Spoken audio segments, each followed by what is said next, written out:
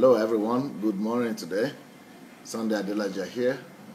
Welcome for another day to another. We are actually starting another season today, another series of teaching. I think that was a good finish I had yesterday for the topic of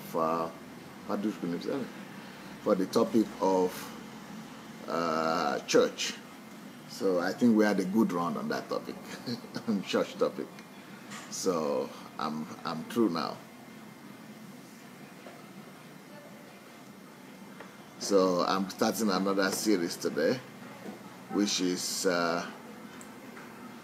going to be a series on how to find yourself, on who we are. A lot of people have asked the question, who am I? How do I discover my calling? How do I discover my purpose? Well, so we are starting that series today. Unlike the normal way I've done it before, which is starting on a Monday.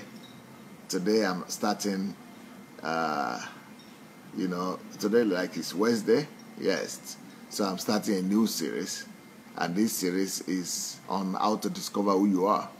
How to discover who you are. So it's going to run for a few days or maybe a few weeks, who knows.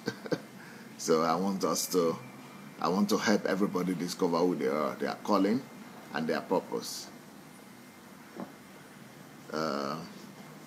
Unfortunately, many Christians today don't know how to discover who they are. They don't know how to discover their calling. Well, that is what this whole week is going to be about. This and following weeks is going to be about. We're going to be talking a lot about that, how to discover your purpose, how to discover your calling. Who am I? Who am I? And I just finished translating the book. I've written the book in Russian long time, but the book has just been translated now. So I'm just going to be, what I'm going to be giving you is going to be like maybe 1%. Maybe it's going to be just 1% of that message. But so I will encourage you to go ahead and get the book. The book is already on Amazon. I'm sure they will put the link in this our program before the end of the day. The link was put there yesterday. So go get the book for yourself if you want to discover who you are, or maybe you want to help people to discover who they are.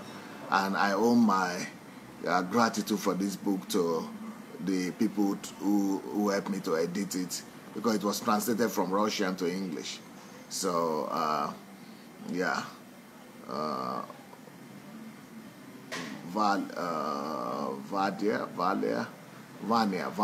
is a lady that helped me in England to do that. So I'm very grateful, and all of us can now. So if you people can, anybody that can edit to good English, there are still some other books that I have in Russian that are not available in English language. So we appreciate your effort. So, and before we start, please go ahead and share the link. Let's go ahead and share this link. Yep, you have the link already for this book. It's on Okada Books, and I think it's on Amazon. Yeah, it's on Amazon, Okada. For people in Nigeria, you can get it on Okada Books, so that's good. And for people in Nigeria, you can get it on Amazon. So, Who Am I? Why Am I Here is the name of the book. Who am I? Why am I here? Who am I? Why am I here? So, we had a turbulent time yesterday, isn't it, when I was talking about tithe. We had a very hot time. And and I've been receiving all kinds of messages after yesterday's message. Some people are grateful, some people are very agitated, some people are very challenged, and some people couldn't believe that I'm the one saying that. But I said I'm not the one saying it; it's the Bible saying it, and I'm just bringing illumination. And I'm just giving it a platform. I'm broadcasting it. So, the truth must be known. And people of God must be set free to live in the truth.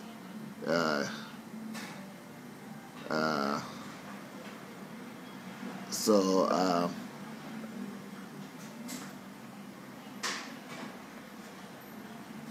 so that is interesting. That is an interesting topic, and I hope it has set a lot of people free, and a lot more people will be free. So if you did not watch yesterday's night's message, you might want to go and look for it. But at the end of the day, we are starting another series today. So the series is Who Am I? The series is Who Am I? Okay, let's go. How do you discover who you are? How do you discover your calling? How do you discover who you are? How do you discover your calling? Well, it's not as difficult as we think. To discover your calling is not as difficult as you think. Discovering your calling is just being careful and to pay attention to details. All right, so today I'm going to give you the most important factor to discovering who you are. And that most important factor is that who you are is hidden in you.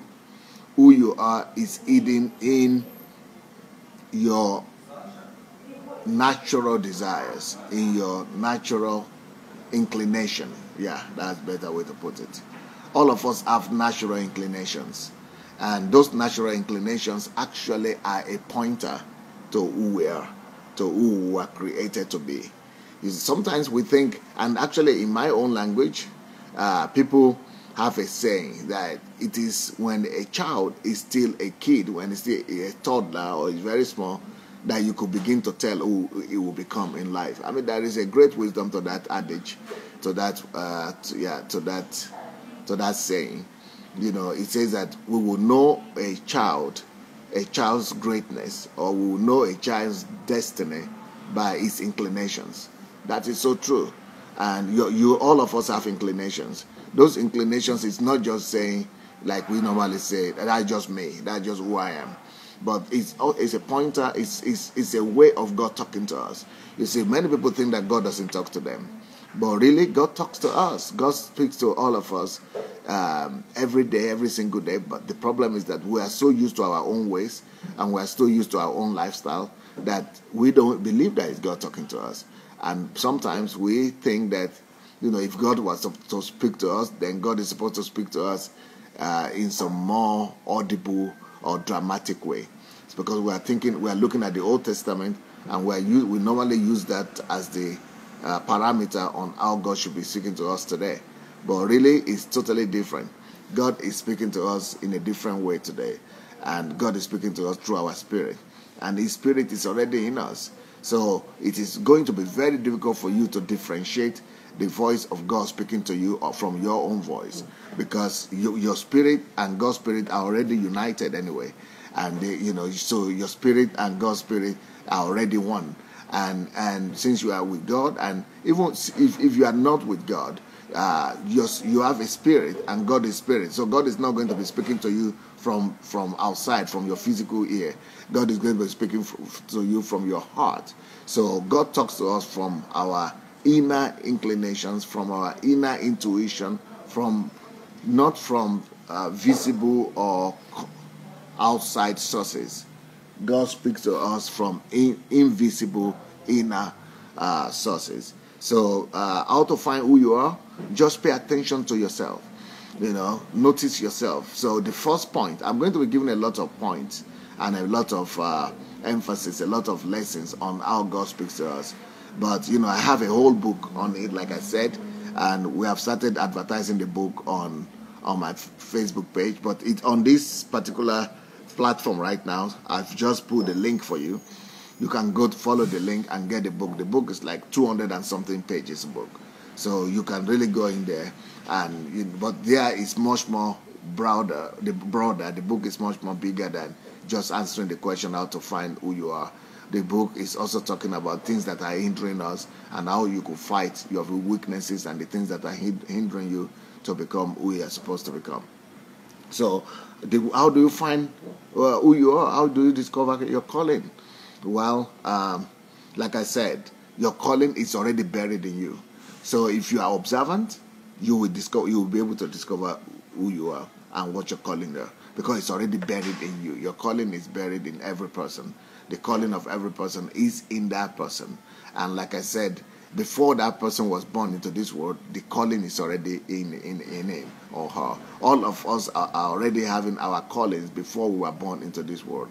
So there is nobody that would, sometimes the way Christians talk about finding your calling and finding your purpose in life, as if we need to find it. That's the way it comes across sometimes, as if we need to look for it. As if, I'm looking for my calling. So how do I know what I'm supposed to do for God? As if, where is it? Help me find it. Or some people even pray to God to find out their calling, and they are asking God as if it is now that God is coming up with an answer. As if it is now God is coming up, with something, as if God is just sitting and say, okay. Oh, okay, what's your name? Funke? All right, what's your name? Esther? Okay, now Esther, what should I give you? Esther. Okay, let me find something for you to do. Okay, you will become an evangelist. Okay, you are John. Oh, John. Okay, you want to know, right? You want to know what you want to find your calling? You want to find your purpose? Okay, let me give you'll be a businessman guy. Okay, we'll make you a business guy. No, it doesn't work like that. God is not making you who you are supposed to be now. God is not making you to become somebody right now. No. God already made you who you are supposed to be before you were even born. God had packaged you for who you are supposed to be, for what you are supposed to do on the earth, while you were still in your mother's womb, even maybe before you were even in your mother's womb. God is such a God of purpose. God is such a God of logic. God is such a God of intent. God is such a a purposeful God that He does everything by plan. God doesn't do everything abstractly. God is not a God of impulse. God is not an impulsive God. God is not somebody that created you to the world and then He say, okay, yeah, right. What do I have him to do? Okay. Let's find him a job. No. Your parents could be thinking like that, but not God. Yes, sometimes our parents will create an impression of who God is to us, because our parents will be thinking, okay, let's what should this guy do? Let's make him go to that university because he could get better salary. Oh, medical doctor, yes, doctors are respected, so let him go there. All right. He's not good in medicine. He's not good in science. Okay, let's think of him going to, maybe he could become a lawyer. Lawyers get good salary, Or they will say, oh, okay, he could be an engineer because we don't have an engineer in our family yet. Okay, we have this one. Yeah, we have a doctor already. We have a lawyer already, but we don't have an engineer. So you are going to become an engineer. You are going to become a lawyer. You are going to become this and that. But God doesn't behave like that. It doesn't work out like that for God. God is not in crisis. He's not trying to find out what to make out of you. God is not trying to do that.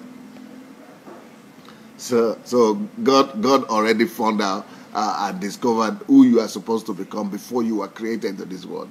God is such a God of plan. God is such a God of purpose. God is such a God of planned out intent. God is such a God of planned out purpose that before He even created you, before He even made your dad and mom to meet, He already knew what He was going to do for you and what He was going to create you for. Before even your dad and mom met. The way God does it is because He had a plan for you, and because He wanted you to come here to do something for Him, He causes your father and mother to meet.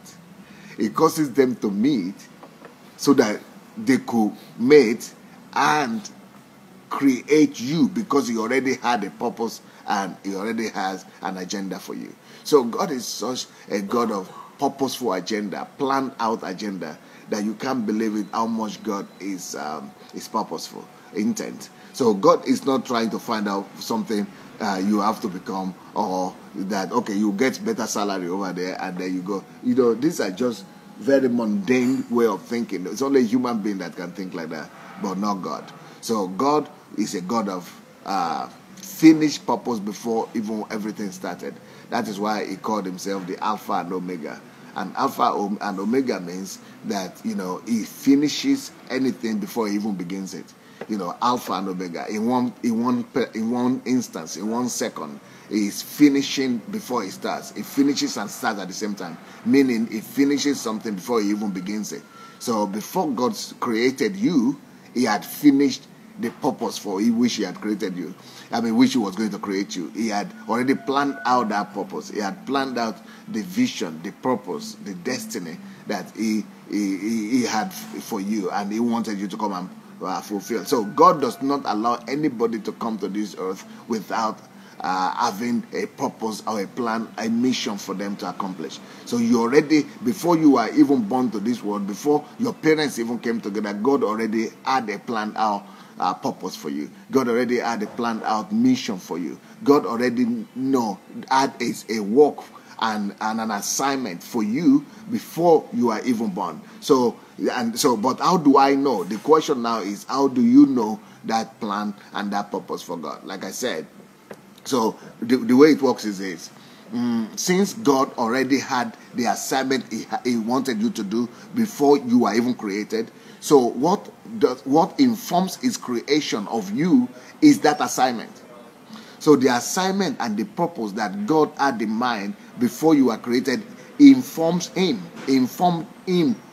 about the peculiarities and specifications of your creation. And before you were created, he already knew what he wanted you to do. So he created you with that intent in mind. By the way, I just remember that I didn't ask you people to go and share the link. So if you have not shared the link yet, maybe I did, but I can't remember. If you have not shared the link yet, please go ahead and share the link for this message. So go ahead and share the link. Where you are going to share the link, I will read one or two comments. So I'll be reading the comments while you go share the link. Please go share the link so that you don't lose out on anything. I will read one comment. Ezekiah Olujobi said, Francisca, same happened to me. My father used to pray that I become a lawyer to become a judge. My mother used to tell God that he should use me for his work. Today, I am fulfilling both. What our parents say in prayer can influence us. Well. That's a little bit different from what I'm saying. It could influence you to find out what God already had for you. Samuel says, your calling is already buried in you with proper observance. You will realize the things. Yes, that's what I'm saying. You love doing. You will realize the thing you love doing with a passion. Something you will gladly do even without payment. Yes, but I'm going to get there. Don't worry. You are going to know by the end of this whole thing. You are going to know for sure what you are created for. Nobody will make a mistake anymore. Francisca Graziano says, Ekaro. Wow, that's my language. He's saying good morning. That's an Italian lady speaking Yoruba language. Pastor Sunday, Ekaro, Pastor Sunday. So true. My inclination, my parents said my calling was to become a nurse or play soccer. Well, God blessed me with doing both. I was indeed blessed. Italy loves you. You are an inspiration. God bless and keep you. Amen. Wow, that's interesting. It means they had an inclination into God's mind, into God's heart. They had a feeling into God's intent in that sense. So if you have shared the link, then let's go back to our teaching. So the way it works is this. Since God already knew what he wanted to make you for, he now packages you in accordance to that intention, to that goal that he wanted you to fulfill. He now packages you in accordance to that mission he wants you to fulfill. So because God knew who he wanted you to be before your mother and father even met, because he knew your purpose, your intention, the assignment he wants you to carry out. So for example, the person that God, like these comments I just read now, if God wanted somebody to become a footballer in life, he will package him in such a way that he will play football. So he will package his likings, it will pack differently from the person that God wants to become a medical doctor. So if God wants you to become a medical doctor, you are going to use your hands. But if God wants you to become a footballer, you're going to use your legs. So God is going to package you in such a way that as a footballer, you have a natural inclination to do something with your legs. And if God wants you to become a medical doctor, God is going to package you in such a way that you want to do something with your heart or with compassion or your emotions or with your hand. So the packaging will be different from the very beginning. So God packages us in accordance to our purpose. God packages us in accordance to our calling. God packages us so that we might be able to fulfill the intention, the original intention he had before he even created us. Because God creates us for a certain agenda, for a certain purpose, for a certain goal. So his intention that he had in his mind, his purpose that he had in his mind, informs the way you are created, informs the temperament he puts in you. So God puts a particular temperament in you because of the agenda, because of the purpose he has for you in his mind that you should fulfill for him on the earth. So God packages not just your temperament, he packages you together with your talents and abilities, because he knows that talent is what you in particular will need to carry out that particular assignment of mission or goal that he was creating you for. So he will create you and put in you some specific abilities, skills, and inclinations, and temperament, and talent, so that you will run into that.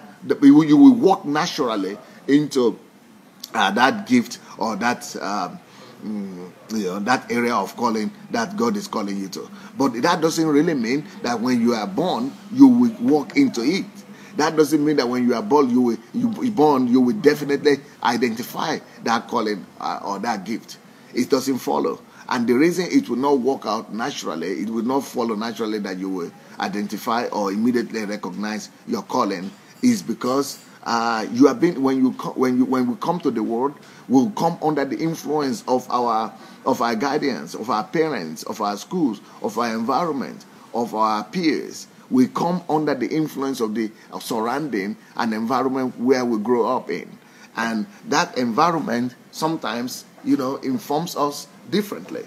And for example, if you grew up in a family and your parents begin to tell you from the very beginning when you are small that you are going to become a doctor, you're going to become a doctor, you're going to become a doctor, even though God has called you to become a writer or an engineer or something like that, or a footballer, it will become a crisis for you and for your whole family that you're going to become a footballer when they have been telling you that you are going to become a doctor. So because of those things you have been hearing from the beginning, because of all the word that is been pushing you in one particular direction, it will influence you one way or the other, so much that, even though you have some natural inclination, you will begin to doubt your natural inclination. You begin to doubt even if that is from God. And you begin to doubt that maybe you are missing it. And you begin to doubt your abilities. And you even not know how to go. So, and sometimes for those people who are well brought up and who are brought up to respect their elders or to respect their parents, you will just throw away whatever your own thoughts is and embrace the thoughts of your parents and say, well, this is what my parents said. They are the one who gave back to me. They know better what I need. So that could be the problem that is making us to be confused about our callings. So the idea I'm trying to point out to you today is that the number one thing for you to know, the number one point for you to know who you are called to be and what you are supposed to be doing in life depends on what is already buried in you. The thing that informs your calling is what is inside of you, not what happens in your country. Like some people say that what is the profession that is now moving? What is the in profession now? The in thing now is computer. The in thing now is programming. The in thing now is football. The in thing now is this. The in thing, those are outward things. Those are things that are coming from outside. And those are not the things that are supposed to inform you what your calling is. Your calling is actually supposed to be coming from inside of you. Now, David Otori says, can one receive calling from the dream of the night? Oh, yeah. You are not receiving it, like I said. Again, you are not receiving it. The thing is already in you. You are only discovering it. So there is a difference between finding your calling and discovering your calling. When you are finding it, means you have to look for it. And you are normally going to look for it from outside, as if it is coming to you from outside. But really, your calling is not supposed to be coming to you from outside of you. Your calling is not supposed to be coming from outside of you. And your calling is not supposed to be coming from outside, the outside world. Your calling is already in you. Your calling is already buried in your system. Your calling is in your temperament. Your calling is in your emotions. Your calling is in your likings. Your calling is in your dislikes. Your calling is in your build up. In your build up. In your build up. In your composition. Your calling is already in you. And so even if you have a dream, and the thing is revealed to you in a dream, it is not because God is just coming up with that answer now. It is not because it is just now God is giving you that calling. No, it's just that God is causing you to discover it. And dream is just a way and a means of you discovering it. But it is not the calling that you are getting at that point. The calling was already in you anyway. The dream is just a pointer, something a tool through which you got it, you caught it. And this is another tool that I'm giving you today. Another tool for you to get and to discover your calling is what I'm telling you today. One of those tools is to look inward. To look inward to your natural inclinations. So your natural inclination is a pointer to your calling. You have to study, look inside yourself, and look for your natural inclinations. If you know your natural inclinations, then you will know that you will look for the professions and the things that go in that direction. Okay, for example, when I was growing up, my grandmother used to tell me, "You talk a lot, you ask a lot of questions," and she was saying, either you are going to become a lawyer, because she was uneducated, but the only thing she knew that lawyers talk. At least she knew that one of lawyers. That lawyers are the ones who talk and argue and ask questions. That lawyers argue and ask questions. That you are going to become either a lawyer and maybe a journalist. So even though she was my grandmother, because she was observing me and observing my natural inclinations, she could tell that I was going to have something to do with talking and reasoning. Because I was asking questions, I was reasoning. So, but she didn't know that is going to be in form of a preacher, because a preacher has to talk a lot as well, and because in our own denomination where we grew up, we were Anglican. Preachers don't talk a lot; you just read a lot. Even the prayers you have to read it. The prayers have been written like 100 or 200 years before the preacher was born.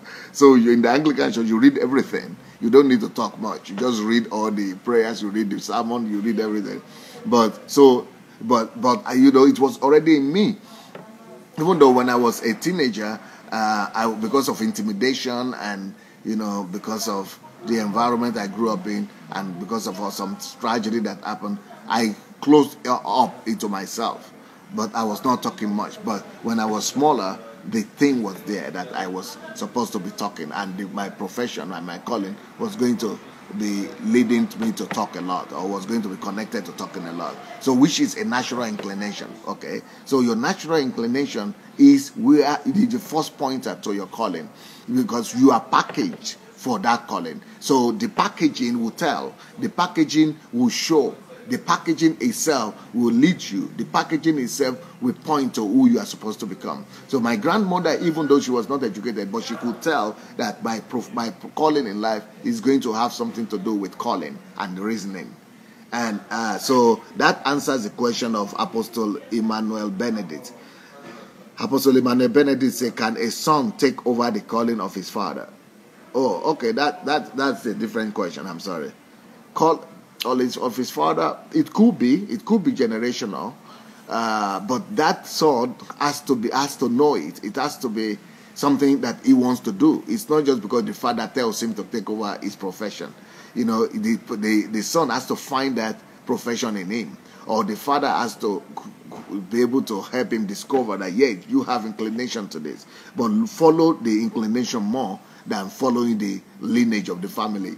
You know, a lot of people say, okay, our family is because my father is a lawyer, so I'm going to become a lawyer too. It's easier for me to become a lawyer because that's our family kind of line. You know, it might not always follow. It does not always follow. But for example, if you have 3 kids, so all of them will be lawyer or what? It doesn't always follow. It could be in different forms. So you should rather follow the inclination. The inclination is one of the strongest ways to find out who you are supposed to be. Okay, let's look at how inclination works. Okay, let's look at how inclination works in the Bible. Let's take the example of Moses. He had a general inclination to be a freedom fighter. He had a general inclination to be a deliverer. You see, and I'm sure you could tell from, you know, when he saw the Egyptians beating up the Jews, his natural inclination is to go and defend. His natural inclination is to go and deliver the Jewish that's been oppressed. His natural inclination is to go and be a freedom fighter, to go and be a deliverer, to go, you know, and just help. So that talks about his ultimate call. And this was before God appeared to him. This was before he knew his calling. This was before God revealed to him what his calling was. But he already had it in his inclination, you see. He already had it in him. So he already had that original inclination to go and, you know, just deliver the people that are oppressed. So if you have that kind of inclination, that is telling you, you know, what direction of calling that God is calling you to. So your desires, your inclinations, your gratifications, your direction of actions, desire, the natural things that you like to do, they point to who you are supposed to become. The natural things that you like to do, the natural gratifications. What do you gratify towards? What do you gratify towards? What do you gratify towards doing? What do you like? What doing? What comes out of you naturally? What are the things that come out of you naturally? Those things point to the fact or to who you are supposed to become. So even as I'm talking right now, you could sit down and write some things down. And what you are supposed to become doesn't have to be one thing. You know, you could have general inclination towards speaking, for example. And that doesn't mean you only become a preacher. That could mean that you could become a preacher. That could be also that you could both become a preacher and a lawyer. Or you become a journalist, like I became a journalist. And my journalism is helping me right now in my law profession. So it doesn't have to be just one direction of calling that you must have. You could have more than one. You could, but you must find out those general inclinations and where they are pointing to. The most important thing is for you to know the direction of your inclinations and the directions of your calling. So when we look at Moses, we see that, his calling was buried in him. His calling was buried in his emotions. His calling was buried in his temperament. His calling was buried in his inclinations, in his natural inclinations. His calling was even buried in his anger. It was buried in his passion. So the same way, your passion is a great pointer to who you are supposed to become. And your inclinations, your natural inclinations, your anger even, your frustration could be something that will lead to who you are supposed to become. So our callings are in us already. They are in our hearts. So you don't look for callings from outside. You don't look for your calling in the university. You go to the university to develop your calling. You don't look for your calling in school. You go to school to already develop the calling that you already have. Or maybe you might go to school to discover concrete specifics of the calling, because the inclination, the knowing of it, the intuition of it is supposed to come from inside. Then you might go to the school to discover, okay, for example, you like science, you like working with technical things, and you know that, okay, this could be engineering, but you don't know what form of engineering, because there are so many different. So you might go to school to discover what particular aspect of engineering, but at least you already know that you like to work with technical things and things like that. So, but that will come from inside, originally from you. So our calling is buried in us before we were born.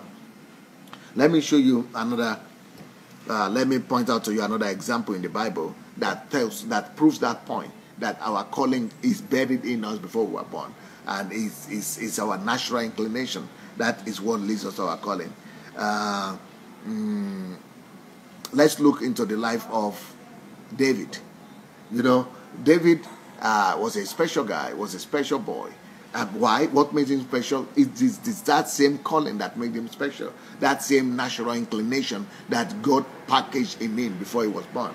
So while his brothers will be running away from the farm, he will be the one that would like to go and do what the other brethren of his would like to do. He will be the one that will go to the farm. He will be the one that will go and look for, and do what. He was diligent, and it was detailed. It was meticulous, and that was needed because he was going to become a leader. You know, a leader is always proactive. A leader is always looking for something to do. A leader is always leading the way. So when others don't want to go, he wants to go. He wants to lead the way. He wants to go ahead. And a leader is always proactive. A leader is always going forward. A leader is always, showing leadership. It's always going forward to do what other people don't want to do.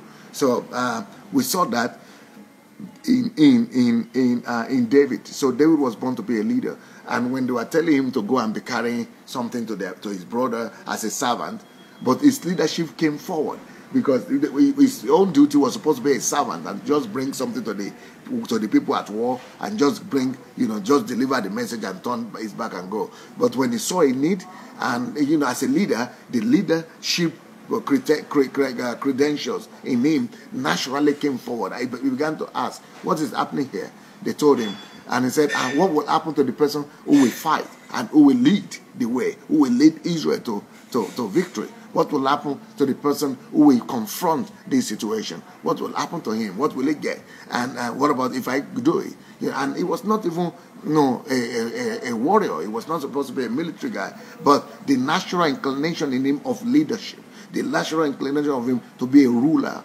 it spoke for him. So the same thing, your gift will speak for you. Your gifts are in you, and they are speaking for you. If you listen, if you follow your inner leading, if you listen to your inclinations, if you listen to your intuition, you will discover that your calling is already in you, and you will discover that it's not far-fetched. What you are looking for, abroad, is inside you. What you are looking for overseas is right inside your body. It's inside your pocket. It's right there inside your intuition. So we have, all of us have a calling, and we don't have to look for that calling from somewhere or going, some people are going to seminars, from one seminar to the other, to just look for what their callings are or what God wants them to be. But really, their callings are inside of them. And if you go to a seminar, go and listen to my kind of seminar. This teaching needs to be multiplied. If you have not shared this link, I will encourage you to go share this link, because people need to know this thing. And this is just part one. This is just 1 point. I'm going to give you like 30 points of how you are going to know what your callings are. So your natural inclination is the pointer to what you are called to be, or what God created you to be. God has already appointed you for a purpose before you were born. God has already created you to become somebody, and He already identified that calling even before you were conceived in your mother's womb. So, a case in study is, like I said, the case of David. And why was he fighting all those people all those bear, lion? Why was he fighting the lion? Why was he fighting the bear in the forest? Because there was leadership. He would not run away. A leader is not a runner. A leader is not a quitter. A leader would not run away when he sees a crisis. A leader will confront a crisis. A leader will confront a challenge. A leader will come face to face with the challenges of his age. So when the bear was coming, he was not running away. He was going to confront the bear and bring up back victory. He was going to become a leader of a whole nation. The father couldn't get the other brethren to go after the sheep, to go and become a shepherd. But he naturally was going after the sheep to go and shepherd the sheep. Why? Because he was going to shepherd the nation one day. He was going to shepherd the nation one day.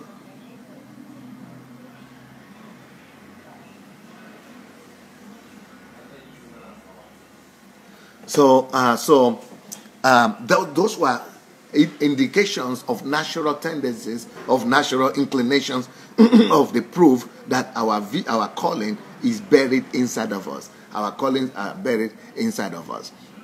And other examples, examples are all over the Bible that we can discover who we are. Every one of us can discover your calling in a day, in a few minutes. If you sit down, listen to yourself, study yourself, study your natural tendencies, study your natural inclinations, study the things that come out of you naturally, study the things that you gravitate towards naturally, look inside yourself and find out what are the things that I like to do. So, like I said, I have a book. You have my book. The link for my book is on this program.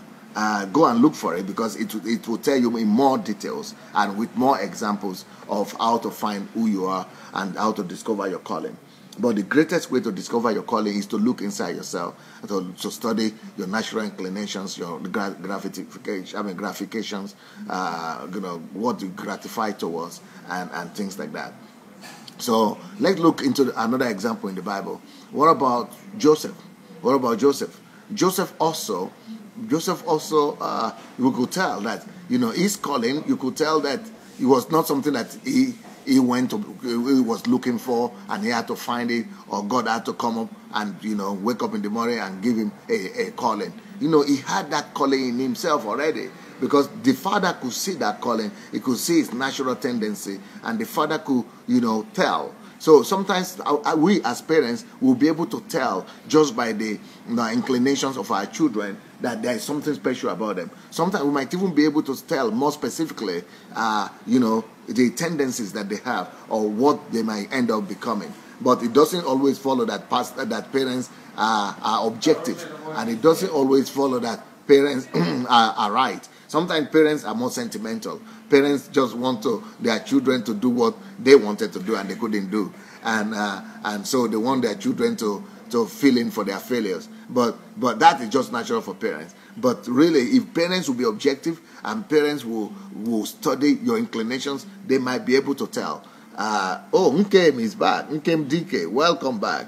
Nkem said, yeah, study yourself, study your strength. Yes. So when you study yourself, or you could even help other people to study you and to help you, to give you a case study about yourself and to help you to discover, to help you ask them questions. What do they see you gratify towards? Where do they see that you are good in? What do they see that you are good in? And what are the areas of strength that they have observed in you? And what do they see that comes out of you naturally? So and that might be able to help you as well to identify what your calling is. Like I said of Joseph had something special in him, and his father could tell. That's why his father gave him that coat of many colors. And but besides that, he was a child still, so there is nothing that he could have done that will make him to have that dream. But the dream is only an indication of what was inside. What was inside of him was coming to his knowledge, to his consciousness. So in our subconscious, we know who we are supposed to become. So it is the thing that was already in his subconscious mind that was coming to his consciousness, and that's why he had a dream. So it's our dreams are always the reality of our subconscious mind, and our subconscious is what is already hidden in us that is coming forward. And there's a scripture that confirms this. Jeremiah chapter 1 says that we already have a calling before we were born. God already decided who you become before you were born. God already knew what you were created for. So you were created specifically to become that person. So you are created specifically for the purpose for which you are supposed to carry out on earth. So it is actually your purpose that informs your creation. It is your purpose that informs your creation. It is because God knows that you are supposed to become a pastor. That is why it made you to go through, to have that kind of passion, to have that kind of compassion for people. God knows that you are going to become a pastor. That's why he gave you maybe that desire to be able to speak and to be able to think the way you are thinking. Or because he knows that you are going to become an engineer, that's why he packaged you with the desire to like technical things and to like science and to like to create something or to come up with something. So it is because he wanted you. He had already determined your calling. He already knew who you are going to become, and it is actually your calling that decided your design. So your design is following your calling. It is your calling that determines your design. Your calling determines your design. Your calling is what determines your design. Actually, or I should say it differently. Your calling determines your creation. Your calling determines your packaging. God always decides who you are going to become before he starts creating you. God has decided who you will become before he even started your process of creation. So if you are a nurse, for example, God already knew that you are going to become a nurse, and that is going to become your life calling before he even created you. So he now puts in you some specifications and some, abilities, some feelings, some temperament, some emotions, some likings and dislikes, some talents and some abilities that now should point you and make you to be able to carry out that assignment as a nurse. So your purpose precedes creation. So your purpose actually preceded your creation. Purpose precedes creation. So you are created now to fall in line to your purpose, with your purpose. You are created to now line up with the purpose that was already predetermined for you. So the scripture that confirms this is Jeremiah chapter 1. Jeremiah chapter 1, verse 5. Jeremiah chapter 1, verse 5 says, "Before I formed you in the womb," even before you were formed in the womb, "I knew you." Before you were born, I sanctified you. I ordained you a prophet to the nations before you were born. So why, before you were in your mother's womb, God already knew who he wanted you to become. And while you are still before you were even born, he already predetermined your calling. So in the case of Jeremiah, he already ordained him even. Ordaining is anointing him for something. He already anointed him to become a prophet to the nations while he was still in his mother's womb. So it's the same with all of us. So none of us is created just to become, to just bear children, or to just sleep with a man and be having children. That's not your creation. That's not your purpose. You have a purpose greater than that. Those are biological, things, natural things that happens, like just biological tendencies. Those are not eternal purposes. God creates every one of us for eternal purposes apart from natural physical things. And that eternal purpose is supposed to have some consequences on earth and in heaven when you die. Because it is that thing that now determines your reward in heaven, what you are created for. So some people are now worried and say, "Oh, I'm not married," or "I'm single." It shouldn't bother you at all. It shouldn't even bother you. If it's part of God's plan for you, if it's one of the things that you have to do, it will come naturally. You don't even need to look for husbands. You don't even need to look for wife or something like that. It will come to you naturally. But you should rather be looking for what you are created to become. You should rather be looking for what God he had in his mind before you were created. What he saw in your creation before you are formed in your mother's womb.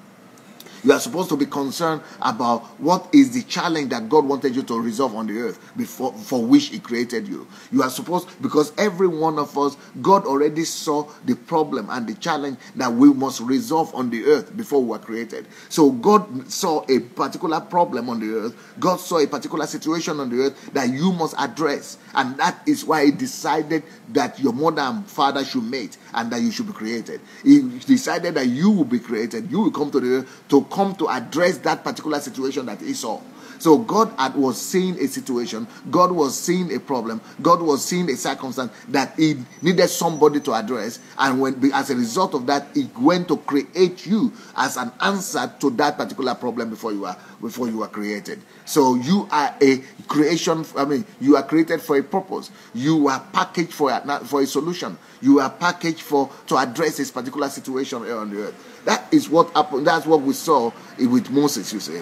Because the children of Israel were crying to God. They were appealing to God for help. They needed a deliverer. Before even, that was like 200 years before Moses even came to the scene. Maybe 100 years before Moses even came to the scene. So they were crying. When the cry of the people got to God, God now decided to package Moses to become the deliverer. So now God decided to create even the mother and father of Moses before the mother and father of Moses was even created. So God had seen the problem that Moses was going to address 100 years before his mother and father were even created or born. So God has packaged you intentionally. Anybody that God allows to come to the earth, he sends them here on earth because he had seen something that we are supposed to address. But sometimes when we go astray, and God knows that we have lost it so much, and we have gone so much away from what we are supposed to address, he allows some tragedy to occur. Sometimes these tragedies bring us back. But if Satan sees that you have so much gone away from what you are supposed to do, and then he could kill you. But if you are in line with what you are supposed to do, if you are pursuing your purpose, and it's impossible for him to kill you. A deliverer can never be destroyed. But you can kill yourself as well if you are running away from the opposite direction of what God wants you to be. So we could say sometimes that people are good. Oh, why should such a person die young? He was such a good person. He might be a good person in the wrong direction.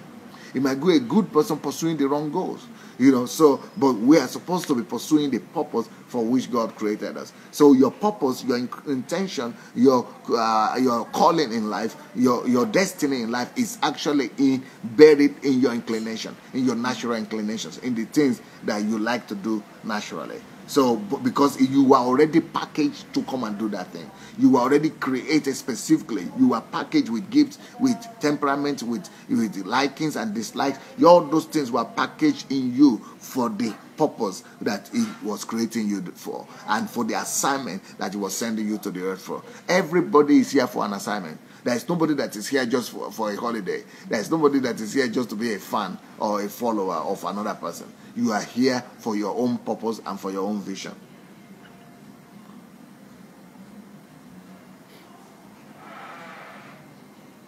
Well, friends, I see that my time is coming to an end already, so I want to challenge you to go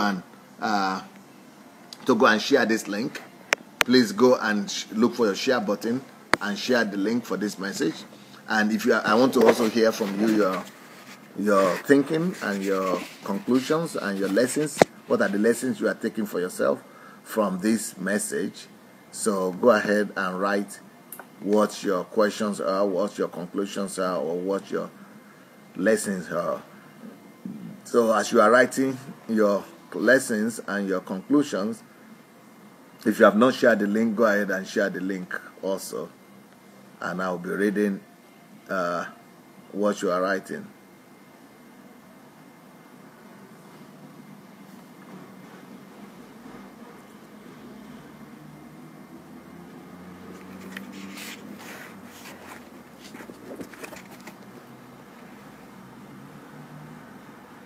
Okay.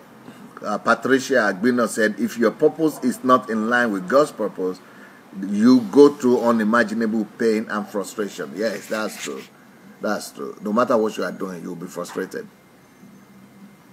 Fumi Jeboda said, thank you, sir. I've been dealing with this for a while. Thank God.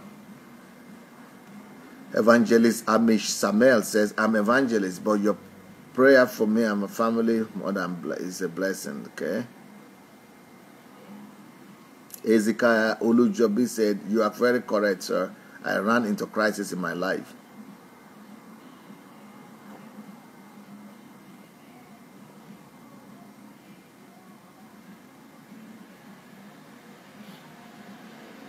Somebody is asking, Samuel Kalu is saying, can calling be generational?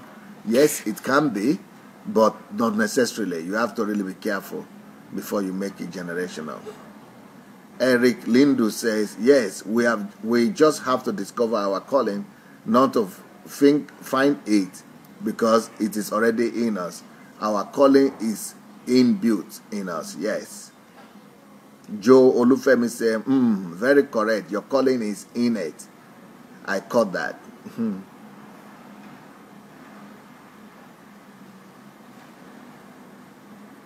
Tosin Ajayi said, Pastor, please, what is the difference between purpose and ministry? Purpose is what you are called to do. Ministry is the way you are doing it in such a way that it will glorify God, and that you are using that thing you are called to do for God's purpose, for God's glory, for God's to minister to people, to touch life, to touch ordinary people with God's love. So whatever you are doing should be a ministry. Ministry is when you are purposefully, intentionally doing it to touch people's lives and glorify God.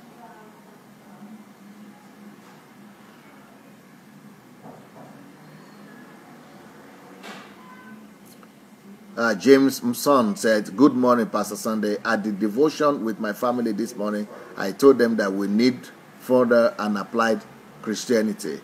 What you are teaching now on calling and purpose is truly applied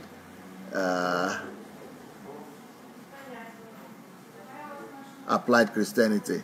What you are teaching now is, on calling and purpose is truly applied and further Christianity. You are a blessing to our generation. You have us Nigerians really proud. May the Lord engrace you more and more and more, from Abuja, Nigeria. Thank you so much.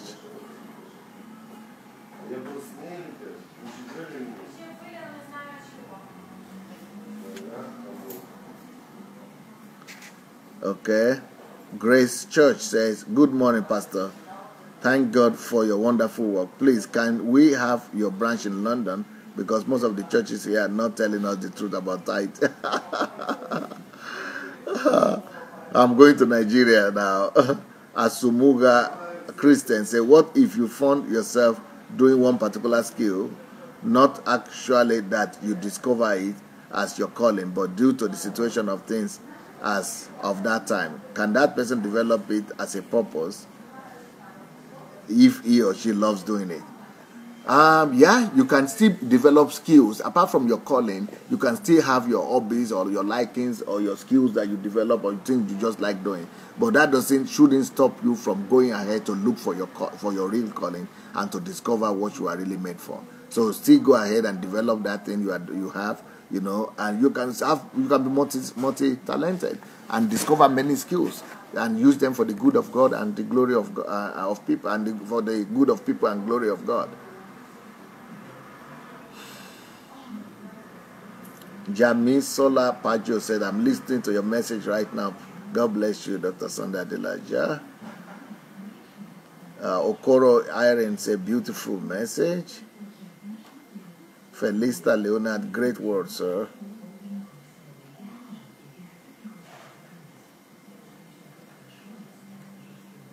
Olukayode Ekundayo says, sir, can your environment influence your calling? I mean the decision on which profession to explore. In Nigeria, there seems to be only 3 professions: doctors, lawyers, and engineers. Parents push their children in this direction. Yeah, I mentioned that already. Godwin Ibekwe, leaders are proactive, not reactive. Leadership potential manifests in the face of responsibility. Your gift and inner leading will speak. Rochelle White, this is amazing. What a blessing you are.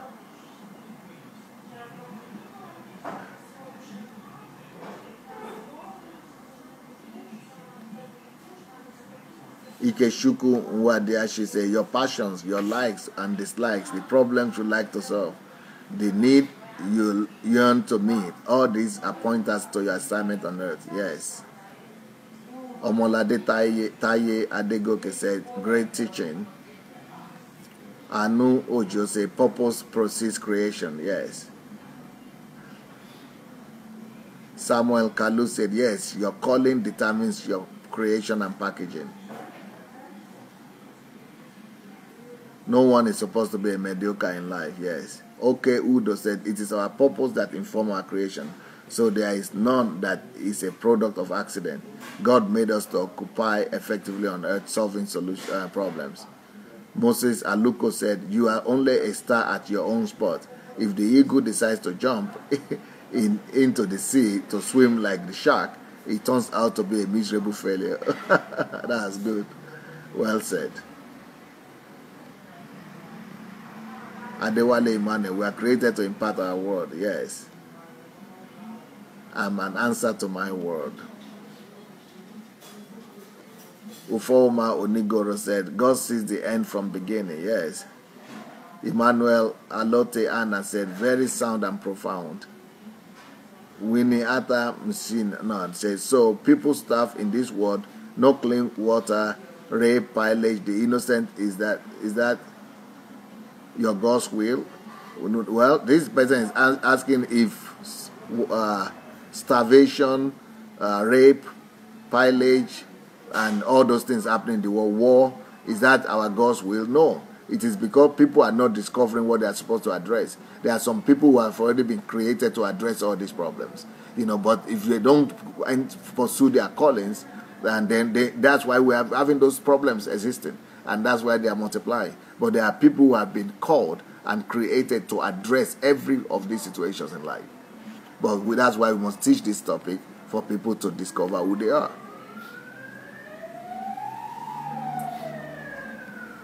Simon Allen says, should a pastor also have a full-time job on the side? Yes, before he becomes independent, before the church will be able to sustain him, yes, he should have, definitely. I personally believe that a pastor should have a job until he has over 500 people in his church, or maybe 1,000 people.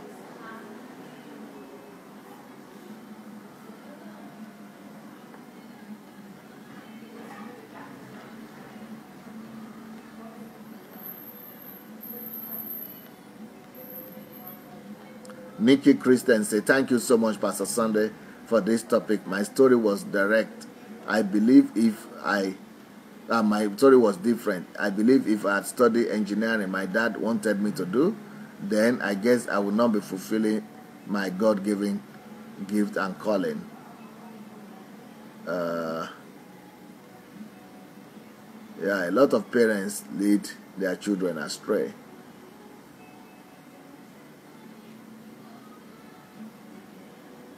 He was engineering lecturer. Our parents meant good for us, but sometimes it could be very negative to what God has buried inside of us. Most parents push their children to do what they want them to do, not what you have passion for. I discovered my God gift when I have my second son. Wow. And the passion grows more when I lost my dad.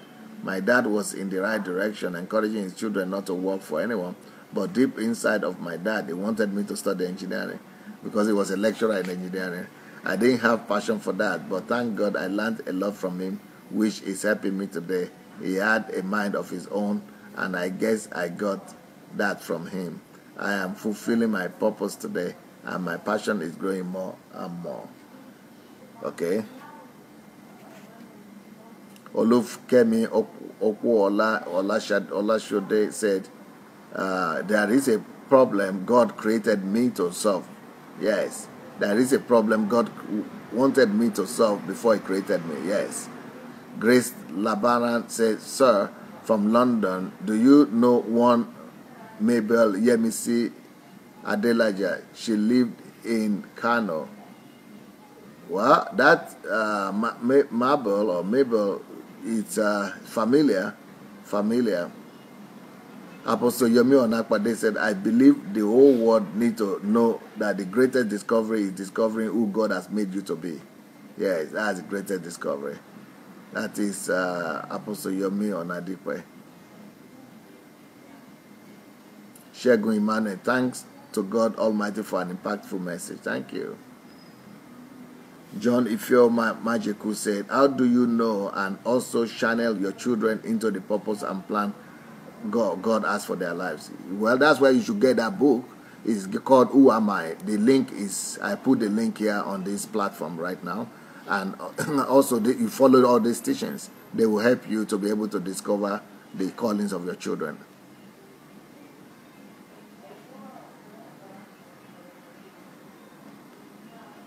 Omotosho Tokwe Joseph, we are not designed for ourselves alone, but for meeting the needs of humanity. I love your lifestyle, sir. You are living for people, sir. God bless you, sir. Ojo Puelumi says is more like the design of a car. A car is designed to move on land. When it moves on water, it falters. Your purpose is so natural. You flow. You just flow. Yeah, that's so true.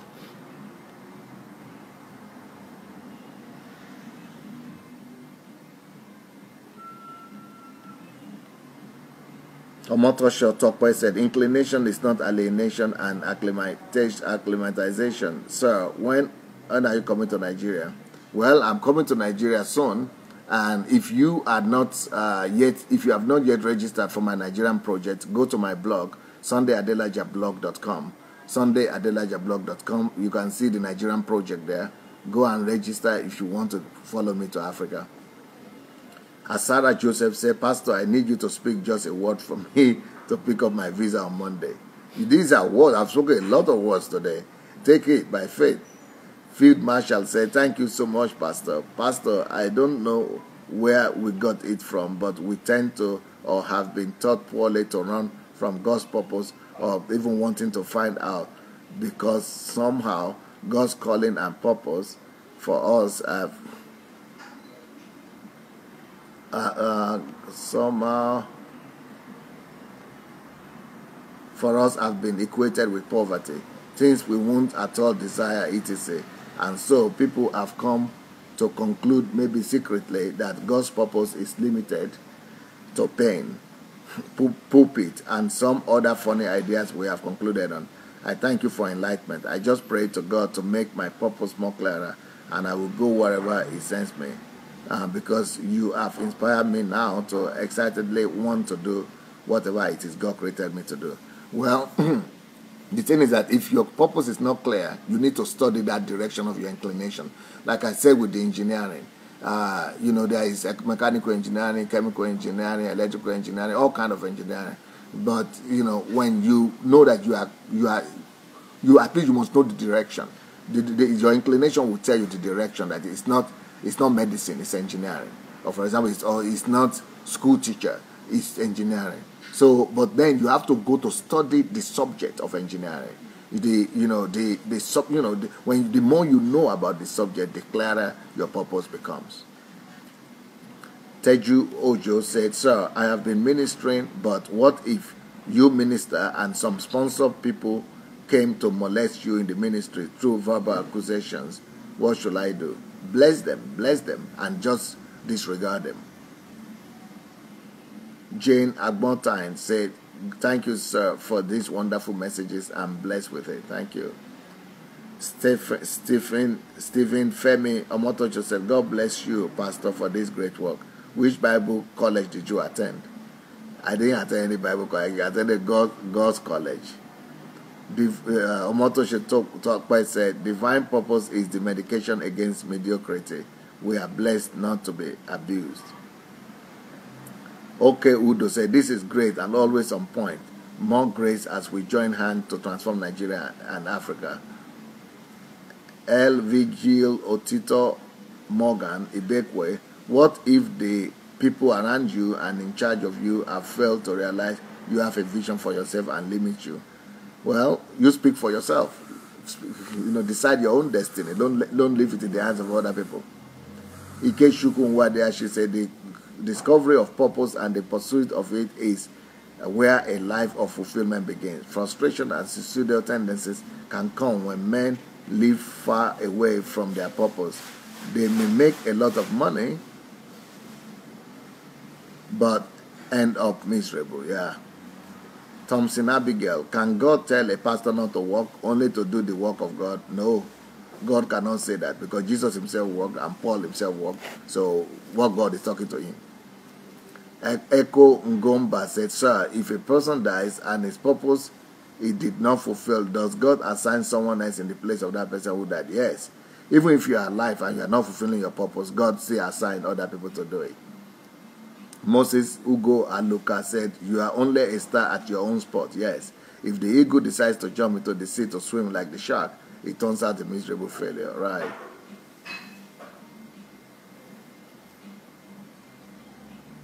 Rob Ruggiano said, next level, shit.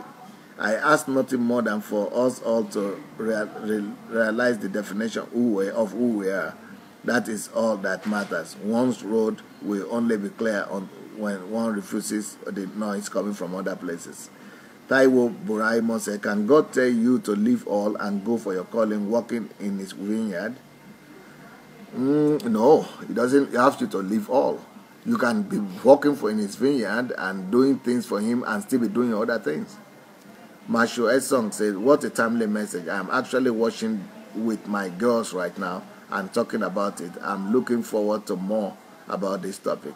Thank you. Thank you too. So you have my ad here, the announcement of my book. You can get the book on Amazon, on Okada Books for those in Africa. So it's called Who Am I? Why Am I Here? How to Discover Your Purpose and Calling in Life. All right, everybody. We have a nice time with you. I will continue the topic of how to discover who you are tomorrow. Tonight. We'll see you tonight. God bless you. Have a wonderful day. Bye.